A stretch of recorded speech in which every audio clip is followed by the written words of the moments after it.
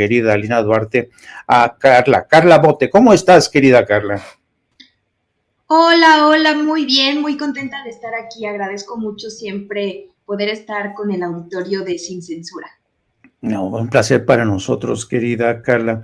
Pues mira, en lo que esperamos a que llegue nuestra querida Alina, que anda ahí dándole a la zamba, yo te quería proponer como tema, tú sabes que últimamente el líder de la mayoría, perdón, el líder del dirigente en el Senado de Morena, Ricardo Monreal, un poco a colación, perdón, de lo que ha dicho, de lo que ha revelado la gobernadora de Campeche en el sentido de Ricardo Monreal y Alito Moreno.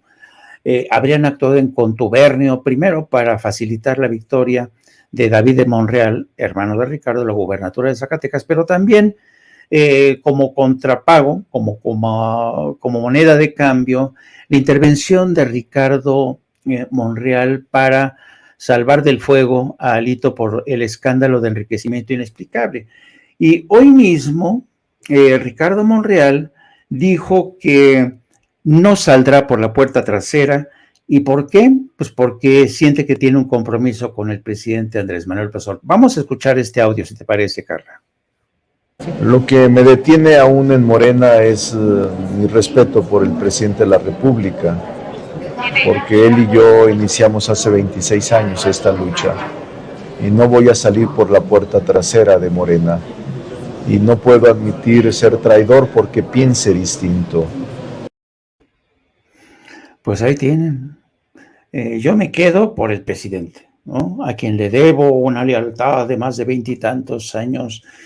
Y eso se ha convertido, digamos, en su última excusa para no abandonar el barco. ¿Tú qué piensas de estas palabras de Ricardo Monreal, querida Carla?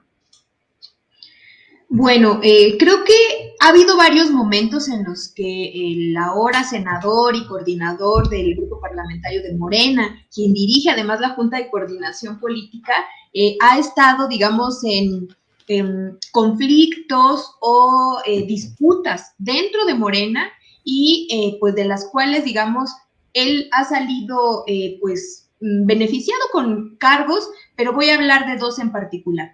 El primero fue cuando se disputa al interior de Morena la candidatura para la jefatura de gobierno en 2018 y él no resulta favorecido. Digamos que ahí fue uno de los puntos de quiebre con Morena y pues en ese momento Ricardo Monreal decide no salir del partido, pero sí digamos que hubo un momento de crisis muy fuerte que digamos fue casi una ruptura con el partido. Finalmente logra tener este cargo que no es menor. Recordemos que tener bajo su control a la coordinación de la bancada mayoritaria en el Senado y por lo tanto la coordinación de la Junta de Coordinación Política, él es quien, digamos, dirige a todos los líderes de los otros grupos parlamentarios en el Senado y este grupo es el que toma realmente las decisiones. No fue poca cosa en su momento y lo hemos visto operar desde ahí y pues en el caso del 2021, cuando se lleva a cabo la elección en la Ciudad de México, pues también fue muy obvio que hubo coqueteos con el grupo opositor que dieron como resultado, entre otras cosas, el más evidente, el triunfo de Sandra Cuevas en la alcaldía Cuauhtémoc, que además pues ha estado en los medios de comunicación y en todos lados y por la propia alcaldesa pues reiterados. Esta alcaldesa no, digamos, tiene ningún pudor en expresar abiertamente su cercanía con el senador. Uno podría pensar, bueno, ¿qué tendría de malo, no? Que un personaje como esta alcaldesa exprese este respaldo que siempre hace hacia Ricardo Monreal. Bueno, el punto es que Sandra Cuevas ha sido una de las más férreas críticas tanto a la jefa de gobierno Claudia Sheinbaum como a Morena en particular. Ricardo Monreal es un personaje que evidentemente por el cargo que tiene, pues debe tener una cercanía y una comunicación con miembros de otros partidos políticos, en particular porque a él le toca negociar dentro del Senado con los demás partidos para pues los procesos de votación de las reformas que se llevan a cabo en la Cámara Alta. Pero en eso, por ejemplo, yo creo que ha habido también un quiebre que ha sido más o menos reciente, en el que hemos visto a Ricardo Monreal, pues casi que operar en contra de las reformas que empuja Morena y en particular el presidente de la República. El caso más reciente fue el de la reforma a la Guardia Nacional, en el que se vio a el secretario de Gobernación, Adán Augusto López, yendo a operar él para que se aprobara la reforma y a Ricardo Monreal abstenerse. Es decir, yo lo que quiero expresar con esto es que hay diferentes momentos en los que Ricardo Monreal ya se ha mostrado como una fila, digamos, que no tiene una lealtad hacia el proyecto de nación y hacia el presidente Andrés Manuel en particular, que se ha ido agudizando a la luz del proceso que está en este momento en torno a la sucesión presidencial para el 2024. Ricardo Monreal ha asegurado una y otra vez que él es un posible candidato de Morena a la presidencia de la República. No ha tenido empacho en hablar de sus aspiraciones presidenciales, lo cual es legítimo, aunque se le ve muy ajeno, debilitado, y en todo esto que ha ocurrido, pues ahora, además, pues se le nota, es mi perspectiva, como un personaje que está jugando a las piezas que tiene en torno a ganar lo más posible. Yo personalmente no lo veo de ningún modo como el candidato o posible candidato presidencial por Morena para el 2024, pero creo que sabe muy bien que el capital político que tiene, pues en cierta medida está en las otras fuerzas políticas, en la oposición. Y en este sentido, lo que devela la gobernadora Laida Sansores, yo creo que tiene que ver con esta correlación de fuerzas.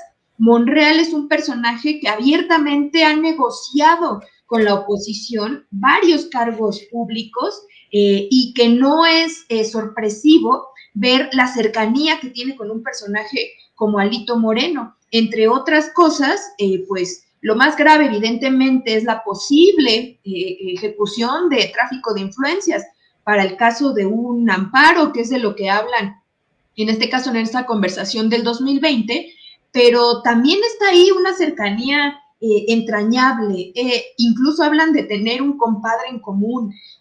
Esto creo que más allá de que él puede legítimamente tener relaciones de amistad o políticas con quien le plazca, sí nos habla de un personaje que evidentemente es pragmático, que sabe jugar sus cartas y que para el caso del proyecto de nación que tiene Morena, que tiene el proyecto de la Cuarta Transformación, no representa esos principios. Y una cosa nada más para terminar, que me parece muy significativa a partir de la declaración que ya escuchamos del día de hoy, es que él asegura estar por el presidente. No habla de un proyecto, no habla de, digamos, alguna convicción ideológico-política que tenga que ver con los principios, la plataforma, incluso que tengan que ver con la transformación, lo lleva a un plano personalista. Y es que a mí me parece que en este marco lo que está haciendo únicamente es resistiendo en este sentido y poniendo sus fichas sobre la mesa de la forma que él pueda hacerlo. Es un personaje que no, yo creo que a veces se le sobredimensiona, también eso sucede, pero sin duda un operador que ha sido eficaz en algunos momentos y en otros, pues más un dolor de cabeza para el movimiento. Pues sí, efectivamente. Pero vamos a tratar, te propongo otro tema, querida Carla. Lo que pasa es que abrimos hoy el programa con este tema que a mí se me hace fascinante. Son unas declaraciones que ha soltado El señor Manuel Espino, tú sabes, Manuel Espino fue exdirector del Servicio de Protección Federal, fue exdirigente del PAN y hoy mismo reveló que le quería proponer al gobierno de Andrés Manuel López Obrador pactar con los narcos, negociar con los narcos. No sé si podemos repetir, querida Adri, ese video para que lo escuche Carla. Tiene una lógica como la que trae el presidente López Obrador en mente. Entonces, lo que yo vengo a plantear es que nos abramos a la posibilidad de los acuerdos, no de cualquier manera, no con cualquiera, y que no materialice los acuerdos tampoco cualquiera. No es seguir el criterio, como me han dicho, es que eso es aplicar el criterio que el fin justifica los medios. No, no es eso. Es aplicar un criterio que hace años, no sé si todavía, la Iglesia le llamaba del segundo efecto, que acepto consentir, que para conseguir un bien mayor, consiento un mal menor, pero que me ayude a resolver lo peor, acepto un mal menor. Y aquí tal vez el mal menor que habría que aceptar, pues es dialogar y acordar con ellos, y se puede, atendiendo sus intereses también, que los tienen, y ahorita hablaré brevemente de ello. Entonces, es aceptar, la propuesta se reduce a aceptar la posibilidad de acordar con ellos. Yo le dije al secretario de Gobernación que la propuesta que puse en sus manos, yo iba a buscar la manera de hacerla llegar a algunos de los grupos del crimen organizado en México. Y logré hacerla llegar, algunos. Y solamente recibí respuesta de 2. Si esto se hace en México, entramos. Estamos en esa tarea. No quiero abundar más porque luego sí, pueden acusar de indiscreto. Bueno, Carla, interesante lo que dijo. Ahora bien, en declaraciones posteriores, Manuel Espino dijo hoy que esta propuesta de negociar con los cárteles, con el crimen organizado, se la hizo llegar al secretario de Gobernación hace ya 3 meses y que también conversó de esta posibilidad con la secretaria de Seguridad y Protección Ciudadana, Rosa Isela Rodríguez. Pero fíjate lo interesante, dijo que conversó con Rosa Isela Rodríguez, secretaria de la Seguridad y Protección Ciudadana, y el propio presidente. Manuel Espino, que insinuó su propuesta a la secretaria de Seguridad y Protección Ciudadana, Rosa Isela, dice, pero me fustigó. La reacción de Rosa Isela fue, inmediatamente respondió, ¿qué te pasa? ¿No? Y yo le decía, dice Manuel Espino, yo le decía a la secretaria que no podemos descartar a priori acordar con los grupos criminales. Entonces, interesante esta posición del señor Manuel Espino, que me recuerda aquellas veces en que Vicente Fox habló de una amnistía, en fin, todas estas propuestas que de alguna manera el PAN ya había explorado, pero que evidentemente apenas ayer el presidente dijo enfático que él pinta su raya, su gobierno pinta la raya con el crimen organizado y nada de que haya acuerdos y aproximación. ¿Tú qué te parece este intento de Manuel Espino por abrir la puerta a la negociación? Me parece extraño, además, de un personaje que tiene una trayectoria importante en el Partido de Acción Nacional, fue pues uno de los líderes más egregios hace algunos años, ha colaborado también recientemente con Morena, cosa que a muchas personas no nos gusta, de corte además confesional, abiertamente su perspectiva política. Él es uno de los miembros de la democracia cristiana. Pero más allá de su trayectoria, esta declaración en particular me parece extraña, como sacada, digamos, del contexto y la estrategia que se ha tenido en México. Y yo pensaría, bueno, pues, ¿en qué nivel de pragmatismo se podría optar por una cosa así?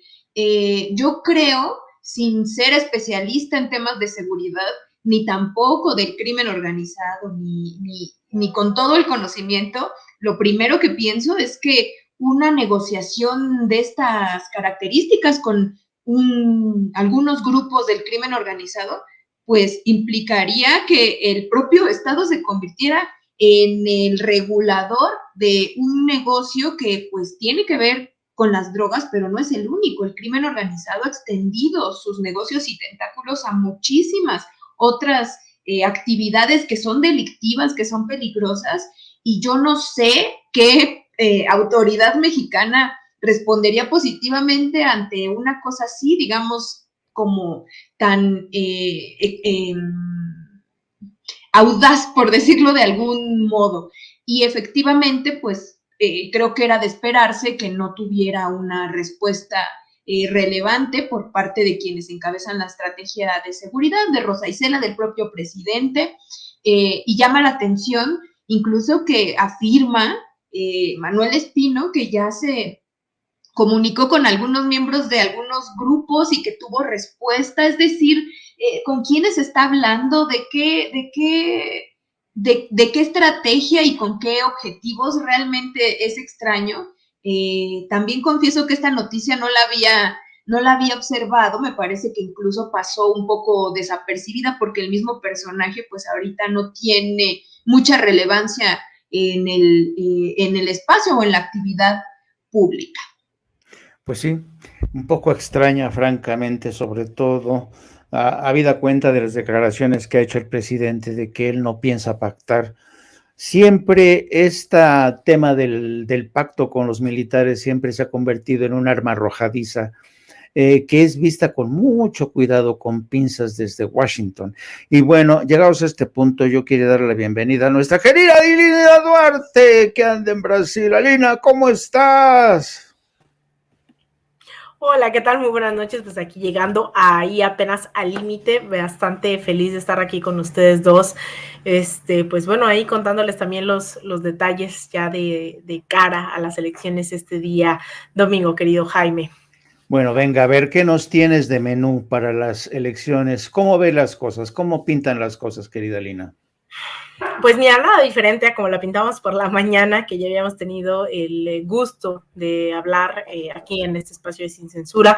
Les comentaba muy temprana hora, ¿no? Las alianzas que se están forjando de cara a este cierre electoral, este cierre ya de campaña de ambos candidatos. Si bien es un país con decenas de partidos políticos, es muy interesante, es un país con bastante diversidad política, son más de 30 los partidos políticos en este país, son 2 los proyectos fundamentalmente que se encuentran sobre la mesa, ¿no? Uno de ellos representado por el expresidente Lula da Silva y también en el otro lado por el actual presidente Jair Bolsonaro. De un lado tenemos alianzas, incluso yo lo decía en la mañana, de centro derecha, los que quedaron en tercero y cuarto lugar han decidido cerrar filas con el expresidente Lula da Silva y por otro lado Jair Bolsonaro, aliado sobre todo con la parte de los evangélicos, los militares también, la agroindustria, ¿no? Creo que hay cosas muy, muy específicas sobre las cuales ya hasta este momento podemos tener claridad, que es 2 proyectos que representan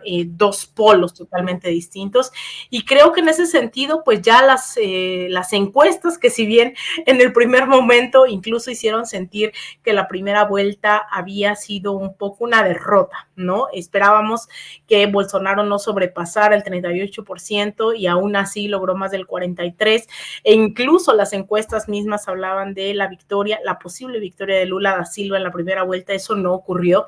Hay que tomar con bastantes reservas, ¿no?, los resultados de estas encuestas. Sin embargo, bueno, ahora, dado el apoyo del tercero y cuarto lugar de Simón Tebet, de Ciro Gómez, que no necesariamente son partidos políticos, personajes de la izquierda progresista, han decidido cerrar filas ante la amenaza que representa un Jair Bolsonaro, y eso da la ventaja o así lo registran varias encuestas, no solamente Datafolia, lo registra con más del 53%, ¿no? Algunas son más benévolas que otras.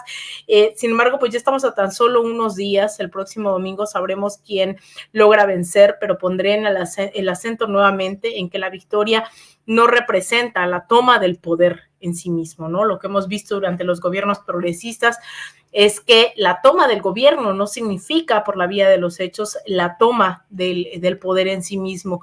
Y eso significa que las alianzas que ha hecho Lula da Silva para llegar en esta segunda vuelta, pues lo ponen un poco contra las cuerdas, a diferencia de si hubiese ganado en una primera vuelta, lo cual no ha ocurrido en la historia de Brasil. Incluso, aunque no ganó en la primera vuelta, tuvo los votos más, digamos, las cifras más altas en cuestiones de votación que se hayan registrado en la historia de Brasil. Sin embargo, pues estas alianzas un poco lo que hacen es, pareciera, ¿no?, en un primer momento virar hacia el centro. Hay una militancia que día a día se va organizando poco a poco. Sin embargo, después de las afrentas durante tantos años, ¿no?, incluso más de 2 décadas, que el PT, los movimientos sociales, el mismo Lula da Silva, Dilma Rousseff se ha enfrentado a los medios de comunicación, hay un desgaste, ¿no? También, y eso explica también un poco el crecimiento del sector bolsonarista. Entonces, la verdad, Jaime, Carla, lo único que queda es no solo esperar los resultados del domingo, que todo apunta a que va a ganar Lula, sino estar muy al pendientes de lo que ocurre en este país, sobre todo en la lógica interna, ya que la disputa no solo se dará en las urnas este día domingo 30 de octubre, sino como parte de todo un proceso que podría desencadenarse a partir de la toma de protesta de un Lula da Silva el próximo 1 de enero. Entonces, pues nada nuevo dentro de estos llamados gobiernos progresistas en los últimos 20 años. Sin embargo, sí es importante resaltar, ¿no?, que esta victoria no definirá el rumbo de Brasil en términos completos, por así decirlo. No dependerá exclusivamente de los deseos y voluntades ni del PT, del Partido de los Trabajadores, ni de Lula da Silva, sino de una serie de alianzas para sacar a alguien que abiertamente, ¿no?, creo que a estas alturas no tenemos duda de que es un fascista como Jair Bolsonaro, querido Jaime. Una duda, querida Lina, en el curso de las últimas horas, medios como The New York Times ha insistido en el llamado que está haciendo Jair Bolsonaro para no creer en los resultados electorales en caso de que él pierda las elecciones. Y ha dicho el propio Bolsonaro, citado por el New York Times, que él no piensa ceder tan fácilmente el poder porque acusa, hay un intento por robarle las elecciones. ¿Qué hay de esto? ¿Es cierto? Pues mira, Jair Bolsonaro es un gran aprendiz de Donald Trump, ¿no? Y a pesar de que nos han enseñado que el gran ejemplo de la democracia está en Estados Unidos, lo cierto es que vimos un Estados Unidos determinando sus resultados electorales un mes después, en el caso de las elecciones entre Donald Trump y el mismo Joe Biden. Es algo que ha aprendido bastante bien Jair Bolsonaro, y que incluso parte del sector que apoya a Trump se encuentra inmiscuido en estas elecciones. Estamos hablando de halcones de ultraderecha como Steve Bannon, quien está y se dice en todos lados está asesorando a Jair Bolsonaro. Entonces, después de ver cómo tomaron los seguidores de Trump el Congreso el 6 de enero del 2021, si no mal recuerdo, pues podríamos esperar de todo. Sin embargo, creo que la fuerza no radica dentro del bolsonarismo, si bien hay sectores totalmente conservadores. Lo cierto es que no todos estarían de acuerdo con tomar el Congreso. Lo cierto es que también durante la primera vuelta del pasado 2 de octubre se definieron muchos de los escaños, y es claro que democráticamente, ¿no?, a pesar de todas estas campañas, y digo democráticamente entre comillas, se definieron muchos de los escaños dentro del Congreso y dentro del Senado, el cual quedó pues en su mayoría bastante conservador, ¿no? No es como que haya ganado el Partido de los Trabajadores y la izquierda progresista en el legislativo.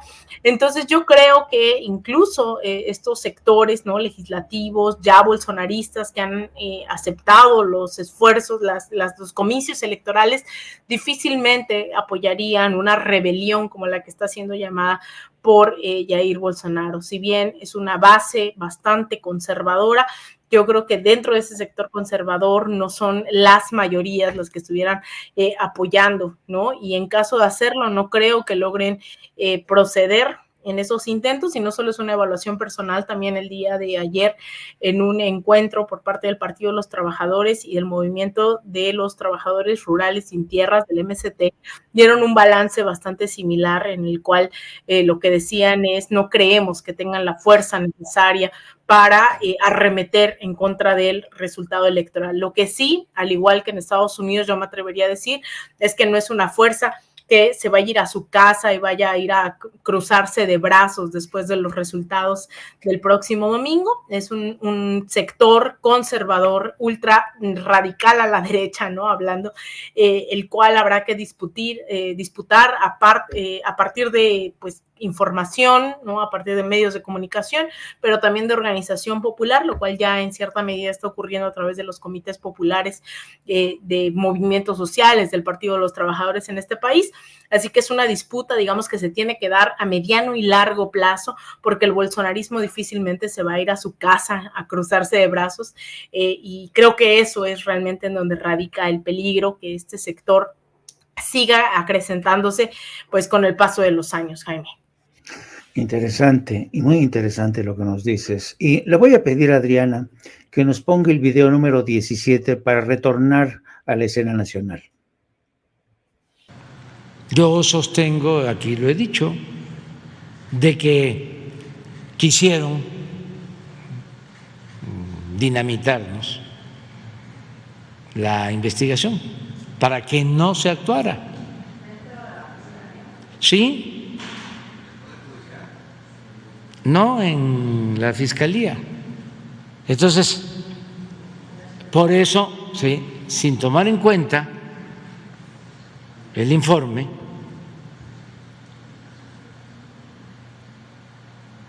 le agregaron a más responsables, pensando que con eso pues ya no íbamos a poder tomar la decisión, porque si en vez de 6 militares eran 20, pues ya no íbamos a poder actuar. Y si en vez de los que estaban aparecían otros, no estoy diciendo que sean inocentes y que ya se les exoneró, sencillamente no estaban en el informe. Y la instrucción fue: vamos a que si existen pruebas sobre estas personas que aparecen en el informe, se actúe. Ese fue el acuerdo, porque es un asunto que estábamos manejando de manera coordinada el Poder Judicial, la Fiscalía y el Ejecutivo, porque nos importa mucho. Fue un acuerdo que hicimos con el presidente de la Corte, con el fiscal general y con quien les está informando, de actuar de manera conjunta, porque si no, no íbamos a... Pues ahí tienen estas declaraciones del presidente esta mañana. Evidentemente, a todos nos consta realmente la serie de tropiezos. Ha sido casi una proeza el hecho de que el gobierno de Andrés Manuel López Obrador haya podido llegar a un informe de la Comisión de la Verdad. Pero el presidente volvió a denunciar hoy que se ha enfrentado a no pocos obstáculos y a intereses creados que lo han hecho hasta lo imposible por dinamitar esta investigación para que tarde lo más posible la verdad y para sobre todo encontrar los restos de los muchachos. Teniendo en cuenta esto, yo te preguntaría, querida Carla, ¿tú crees que el presidente será capaz de realmente dar a conocer todas las luces y las sombras de este caso tan trágico para México? Bueno, es una pregunta compleja. Nada más contextualizar que este es uno de los compromisos de campaña y de gobierno del presidente desde 2018. Ahora he visto varias notas en donde se habla de cómo se ha tenido que apresurar porque el presidente no veía resultados y que dentro de esta rapidez con la que se tuvo que hacer los últimos resultados presentados por la comisión y por Alejandro Encinas, pues se nota la premura y se nota que no hubo un proceso aseado.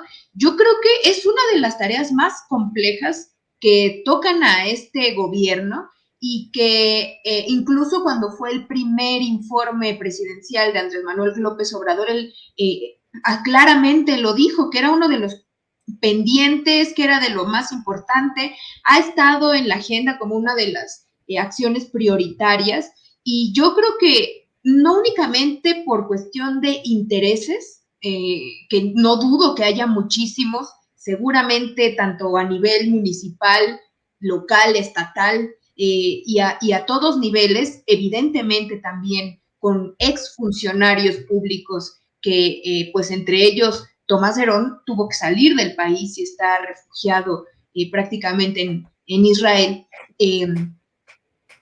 Todo esto tiene una gran complicación, pero yo quisiera sumar además otra, que lo voy a decir desde mi perspectiva de historiadora. Tener el acercamiento a la verdad de cosas del pasado es algo muy complicado.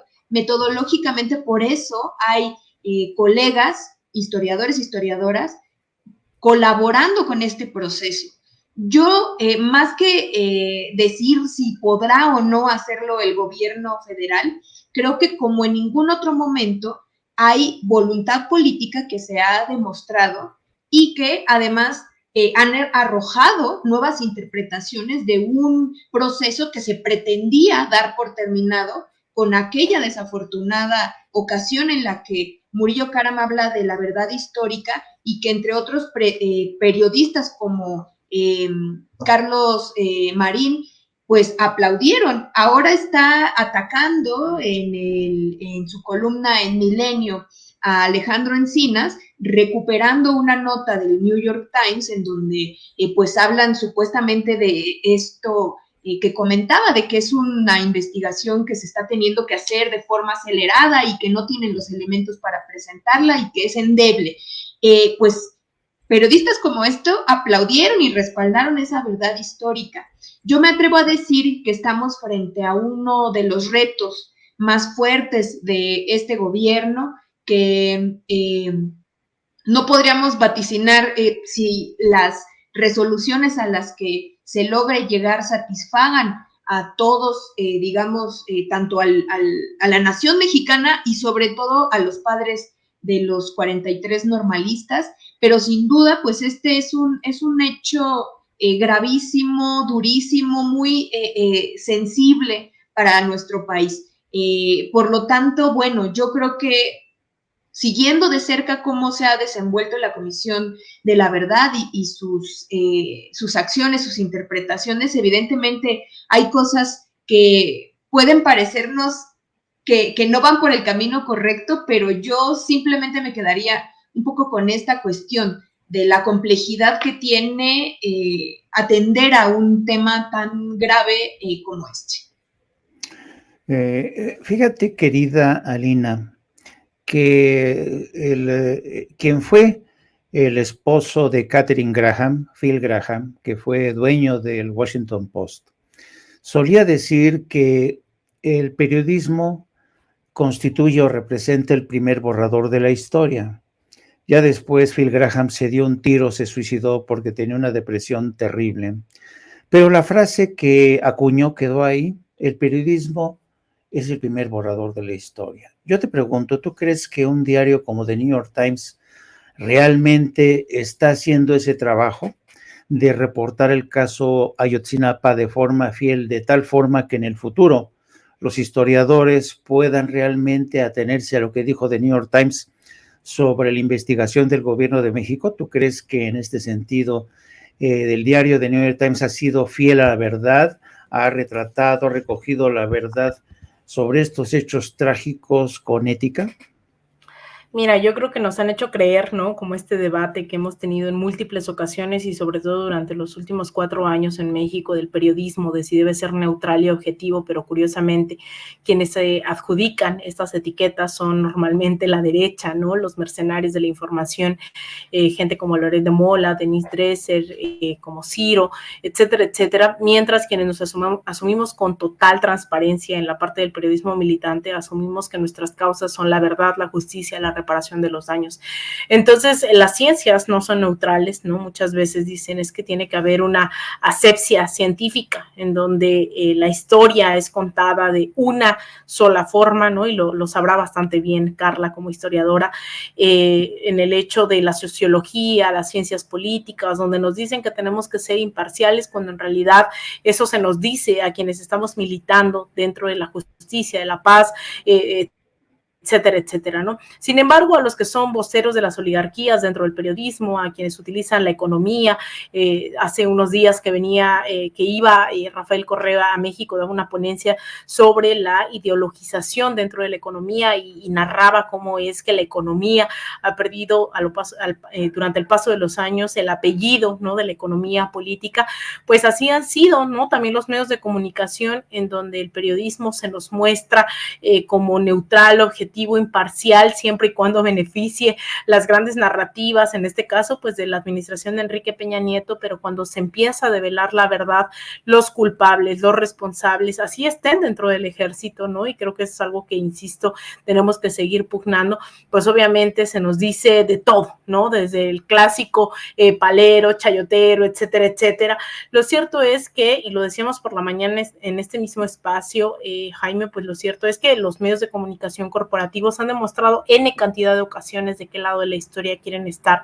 El New York Times no es la excepción, se ha puesto del lado del complejo militar industrial, en el caso de la guerra de Irak, se ha puesto dentro de las narrativas de los golpes de Estado en América Latina, ha tratado de opinar, ¿no? Y columnas enteras, palabras, portadas a Juan Guaidó, a Yanine Áñez, tratando de legitimar golpes de Estado, desestabilizaciones, campañas en contra de gobiernos democráticamente electos.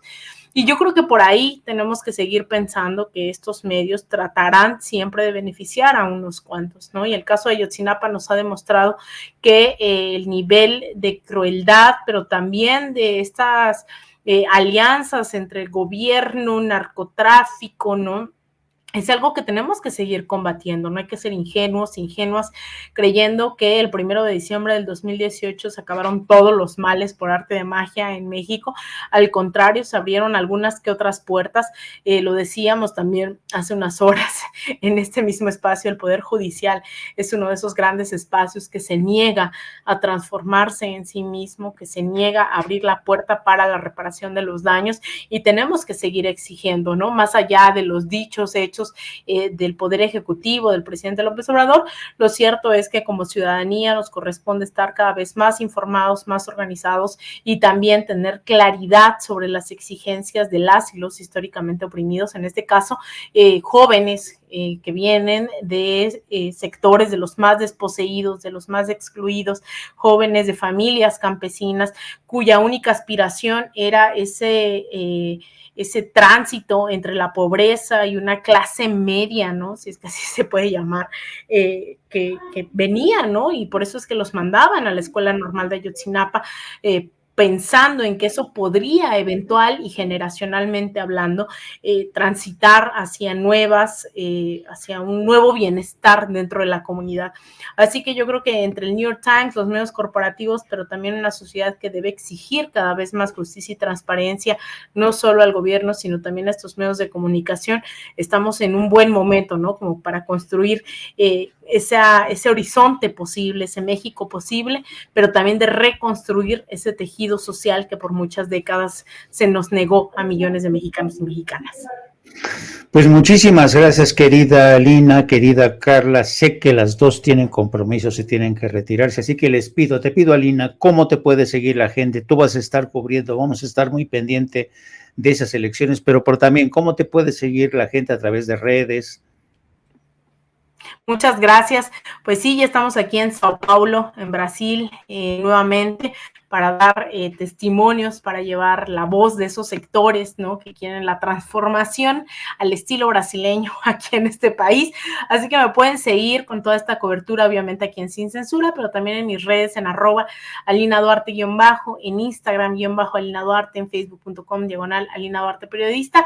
Ahí vamos a estar poniendo el minuto a minuto, tratando de reportar estas últimas protestas, estas últimas manifestaciones de estos días de cara a los comicios del día domingo. Así que bueno, ahí me pueden seguir. Pues bueno, te mando un abrazo nuevamente, Jaime, no solo a título personal, yo sé que también todo el equipo de Sin Censura está muy agradecido contigo de que puedas conducir nuevamente este espacio, y también aprovechar para agradecerle a Carla, que es de esas personas que también en redes sociales, si podemos tener o diferencias o no, podemos encontrarnos para debatir, dialogar, y ya quisiera yo que mucha gente estuviera dispuesta a ello, a diferencia de quienes se meten constantemente, debo decirlo, ¿no?, a agredir, a violentar, a insultar, a perseguir, etcétera.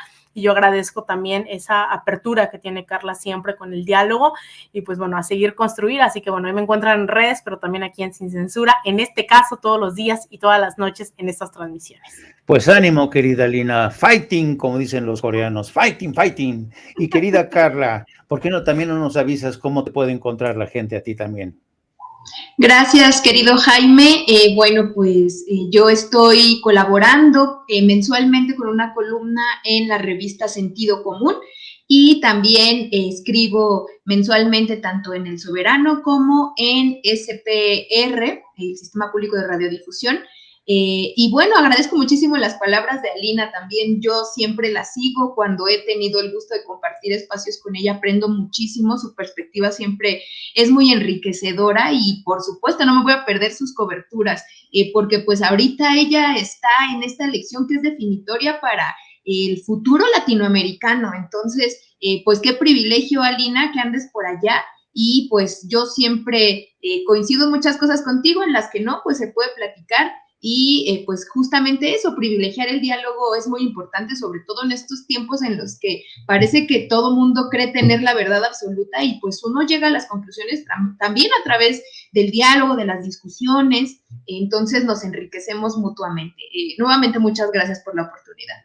Venga, hasta luego, queridas amigas. Pues ahí tiene. Amigos, amigas, regresamos en breve, pero mientras seguimos hablando sin pelos en la lengua, sin censura, usted puede suscribirse a nuestros 3 principales canales en YouTube. Sin Censura Media, en donde tenemos más de 1.600.000 suscriptores, Sin Censura TV, en donde tenemos más de 1 millón de suscriptores, y en Sin Censura Presenta, en donde queremos llegar muy pronto a los 100,000 suscriptores. Si usted ya está inscrito en Sin Censura Media, suscríbase en Sin Censura TV. Si ya está suscrito en Sin Censura TV y Sin Censura Media, suscríbase a Sin Censura Presenta. Recuerde que es gratis, no tiene que sacar un solo centavo de su bolsillo para apoyarnos. Dele clic en la campanita para que los señores y señoras de YouTube envíen las notificaciones cuando estemos transmitiendo en vivo y en directo o estemos subiendo videos. También nos puede seguir en Twitter en @Vicente Serrano y hasta en Instagram. Ojo, también estamos en Instagram. Son nuestras redes sociales, y con el apoyo de ustedes seguimos creciendo, porque con ustedes todo, sin ustedes nada.